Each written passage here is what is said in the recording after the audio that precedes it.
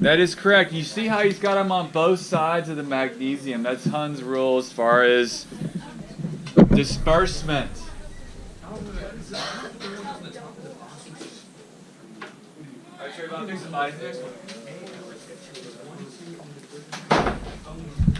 Trayvon, pick somebody.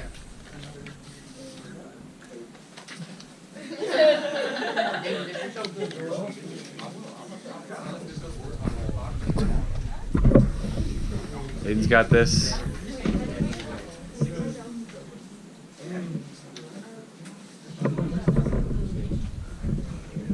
That is correct. Nice job. Pick somebody.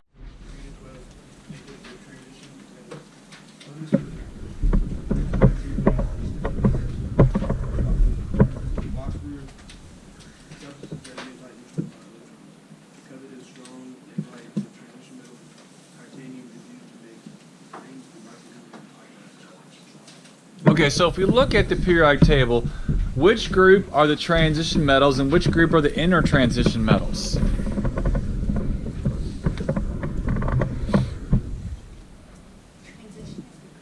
Right, the transition metals are the green. Does everybody see this? Now, the green transition metals, they do tend to follow predictable patterns in the group or family. For example, copper, silver, and gold all have similar characteristics, and they do what? They conduct electricity fairly well. Gold is considered to be, I believe, the best. They say that if you could make wire out of gold, that's why you see in your airbag deployment, the wire is gold. It resists corrosion and it conducts electricity well. But it's really expensive. So these are your really good conductors. Now, the inner transition metals obviously must be the other one. You see here, these in red. Now, why is this in red across and this is in purple across? Why is that? Anybody know? Because there's a little bit of an exception happening here. Typically, when we talk about characteristics of families, they go down a column or group. Everybody see that? That's a pattern here. When this is the exception, the lanthanide is basically like the father, and everybody behaves like him in this group across the period.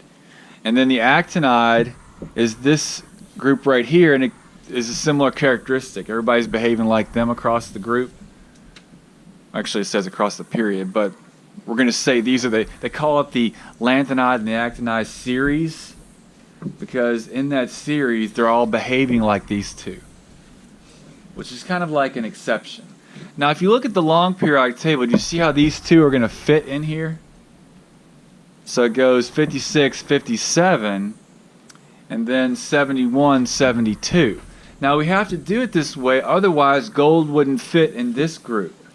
So these particular patterns are dictating this exception. This is kind of like an exception to the periodic table, that you have it going in a series that is the pattern following the LA and the AC.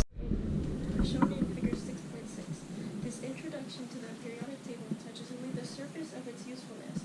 You can refer to the Elements Handbook at the end of your textbook to learn more about the elements of the various groups.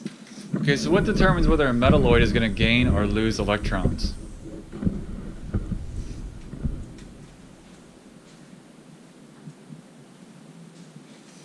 Lily? What determines whether a metalloid is going to gain or lose electrons? I don't know. Somebody help her out. Sam? The non-metal. Remember, I told you like last week that the non-metals basically determine the reactions that take place on the periodic table. Just like in life, if you go over to England, the Queen is going to be the one that asks the person to marry her, because the non-metals basically are like women and the metals are like men, in that the women tend to control relationships and the actions that happen. Now, if you doubt this and you start trying to control relationships as a guy, you're probably going to find out that you're going to go to jail. Because remember, no means no. Now, there are exceptions where there are cases where guys have been taken advantage of, but those typically are not the norm. Everybody clear? The norm is that the nonmetal is what's controlling the reaction. It has the desire for the electron, and if she doesn't have a desire for you and she says no, then that means you're not a very good provider and you need to go on with your life and do something else to become a better provider. Some people just, haven't got it as far as it takes a good work ethic to be a decent provider. Metals are not typically born that way. They have to be refined. That is, you find in nature, if you dig up some soil, you're not going to find iron. You'll find a salt like iron oxide, and it has to be refined and made into iron. And that's something called like work. So keep that in mind, that the nonmetals are the ones that are going to determine whether the metalloid gains or loses electron. If it comes in contact with a weak nonmetal, then it'll probably act as a nonmetal. Make sense? If it comes in contact with a strong nonmetal, it's going to act like a metal. If it's a strong nonmetal, it'll act like a metal. I'm going to write that down. If the metalloid comes in contact with a strong nonmetal, give me an example of a strong nonmetal. Fluorine. Chlorine. Strong gets to determine characteristics. Like the queen is very strong. She's going to say, this is how you're going to do, or this is how you're going to behave. It's the queen. Just what it is. Just accept it. Next. Whoa, wait a minute.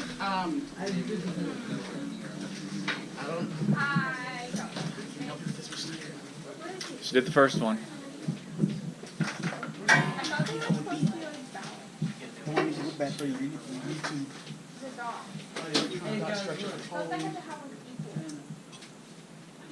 What group is it in? Look over the periodic table. See Na? It's for next to Mg. Yes. Just as long as you disperse them. They have to be on opposite sides. So not like that, they have to be opposite. Because the rule says dispersion, so one here and one here.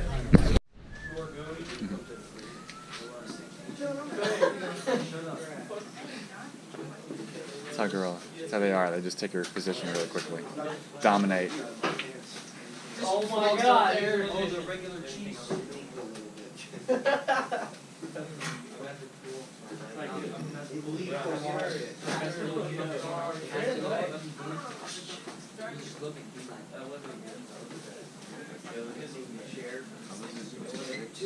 Yeah.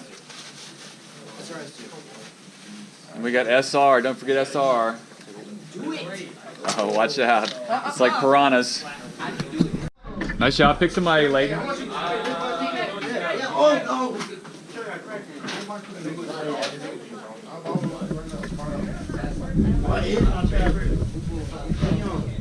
This should be lowercase. Write that lowercase there for me. Thank you. Where you find this, Mr. Stoneker? What's that? Where you find this? On the desk. I just put it up. There's yours. Yeah. Okay, good. Glad you could find it. That is correct. Pick somebody. Ions mostly found. Raise your hand. Yes, where are ions mostly found? Hunter? No? The oceans, yes. Now, because we are made of water also, we're about how much water? 70%. Raise your hand. Yeah, we're about 70% water. You're 65% oxygen. So if you're 65% oxygen, you're going to have at least a good amount of water in you, because if you were too much oxygen, that would be a flammable hazard. If you got around a fire, it'd be like whoosh. So the point is that there are a lot of ions in the water that's within you. There are a lot of ions within plants. So ions play a fairly large role in living things, which is why we study them in chemistry. Now what happens to the ions when they get outside of water?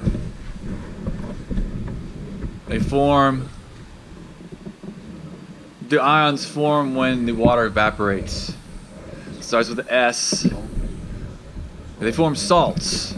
So they typically form salts. Then from salts you can refine them and you can make, let's say, aluminum or iron or steel. You have to then heat them to get the non-metal away. Everybody understand? All right, question.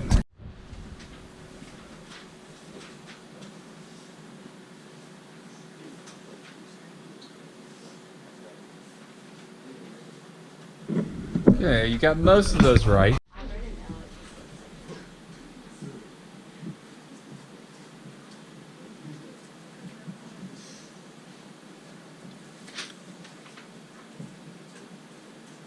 Hunter, is every snowflake different?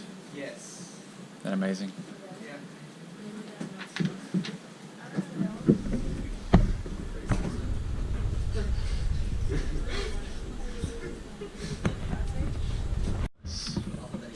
They used the atomic mass first. If you remember that.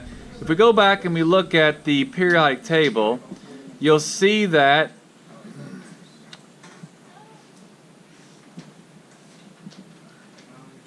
what was the first element discovered?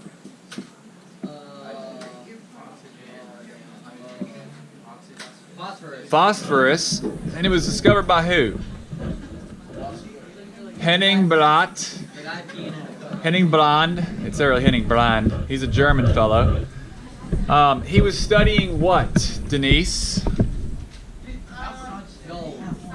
He was studying urine. He was looking at urine trying to make gold because it has a golden color to it. And he thought he could get gold out of the urine, so he discovered phosphorus. Now after that happened, more elements were discovered. By 1700, there were 13 elements that we knew of. Now, Aristotle thought there were how many elements? 4.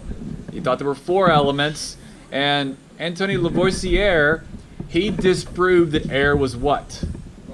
An element, and he proved that air had oxygen in it, so he proved that it was a mixture.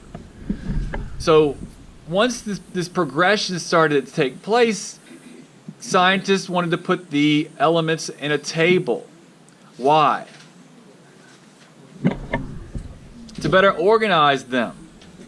Now, one of the first tables that was published was Dalton's atomic weight values. Now, why did he use hydrogen on his table? It was the lightest element, right? So he wanted to choose the lightest, and he divided by itself, and he designated that the atomic mass unit, AMU. Now, why don't we use hydrogen today for the atomic mass unit? What do we use? Daniel, what do we use? The atomic mass unit? Carbon. You're close. So we don't use hydrogen anymore, Abby. We use carbon. Why do we use carbon instead of hydrogen? For 2 reasons. Hydrogen does not have any neutrons. It's just protons. And the other reason is hydrogen is diatomic. What does that mean? What is hydrogen diatomic? What does that mean? It's H2. So oxygen is diatomic like O2. So it doesn't exist by itself. Does carbon exist by itself? It can. You can have a single carbon atom, you can have a single gold atom. So we wanted to choose something to have an AMU that we could get a single by itself. And that's why they chose carbon. So you don't see this table anymore because obviously carbon is our standard. Now, the first table that was published by a guy by the name of John Newlands. Before him, though, there was a fellow by the name of Dobereiner. There we go. Yeah, so in 1869, this German chemist by the name of Johann Wolfgang Dobereiner, he published this classification system where you had triads that are elements with similar properties. And what did he base this on? Anybody know? based this on math. So he took the mass of chlorine plus the mass of iodine, 35 plus 126, and he divided it by 2 and he got 81, and that's close to the mass of bromine. So he had these triads, these elements with similar characteristics. And how many triads did he have? Triads. Now, the triad we're going to focus on right now is the fourth group triad, the chlorine, the bromine, the iodine, because they are associated with really the predictability of the periodic table. The last thing we're going to read about today is electronegativity, and we've talked before that all chemical reactions happen because of the nonmetals, because they have the desire for change. So if we look at these three, chlorine, bromine, and iodine, we go back up to Newland's periodic table, you'll see that they're found in the first period. You see fluorine, chlorine, bromine, and iodine. Now, when we did our electron dot around the elements, how many electron dots would this group have around it? The chlorine, bromine, and iodine. It would have 7. You remember we had the 7 dots? The halogen group had 7. And that would be the group over there in the blue on the periodic table. So we have the blue, they have 7 dots around them. And then the one over there on the far left, the brown group, how many do they have? They had 1. So we had the first group had 1, the second group has 2. Remember the little dots we had up on the board when we did that? Okay, so when Newlands published his table in 1863, he based it on the law of the octaves, that there are 8 groups that make up, that should make up the elements because of the pattern associated with music. Now today there are only 7 groups that make up the periodic table as far as predictability. There are only 7 groups that we can predict things with. The noble gases don't react with anything. And the transition metals, we have to look at the nonmetals to predict their behavior. So there are really only 7 groups that are predictable. So in this first period right here, he's saying that these should have 7 valence electrons. The second period, 1 valence electron. Third, 2. Fourth, 3. So there's no real symmetry here. There's no pattern. You got a third period, and he's got 2 valence electrons. So when we start looking at things like atomic radii, you're not going to see this nice pattern right here that you see in the textbook. This textbook is not going to, you're not going to see the same pattern because it's not designed the same way. So the trends were not there. This periodic table that was published in 1863 by John Newlands didn't really have any periodicity associated with it. It wasn't very predictable. Mendeleev's table in 1869, he's got the 13th horizontal row, we're calling it period here, associated with the 7th valence electrons. And then he's got the 14th period associated with the 1 valence electron, because you've got sodium, lithium, potassium, rubidium, cesium. Those all have 1 valence electron. And then the 15th period, he's got 2, calcium and strontium. You see the pattern here? And barium. So, but lead is off. So he's not in order because you're going from 13. What does the 13 represent? That's kind of like the point that we're trying to make. Now, in the main group that we have today, even though fluorine is in the 17th group over here, the transition metals are in the middle here and they're not very predictable. They're called the representative elements. You can see here the intertransition metals as well, that we have to look at the nonmetals to predict their behavior. Like Daniel said, he's playing solitaire, and he says, maybe we can change how we're going to organize the triads on the table. So he says, let's try to go in a vertical column instead of the horizontal column the way the triads were on the previous table. And the most important change that he makes is right here. He gets fluorine in the correct 7th group. And then he's got oxygen next to it and chlorine. This is kind of the trinity of the periodic table as far as electronegativity is concerned. We look at this to determine what type of reactions are going to take place. The electronegativity values are probably one of the most important for determining reaction or reactivity, as you see on page 194. So who's going to read for us in the book on page 194? of how the elements are arranged makes a big difference as far as periodicity and trends. Now, the first table that Mendeleev published in 1869, he does predict that 2 elements will be found, but he's really basing that on atomic number. He's talking about the looks. He's not really talking about electron behavior, because that table really doesn't show periodicity, and periodicity is about what? It's about electron behavior. So if we look now at the ionization energy, these are the trends here. Ionization energy increases from going right, or going from left to the right. So here, lithium is 520, and fluorine is 1680. What does that mean? What does this mean that lithium is 520 and fluorine is 1680? Well, if we gave this as far as dollars, this slates is $520.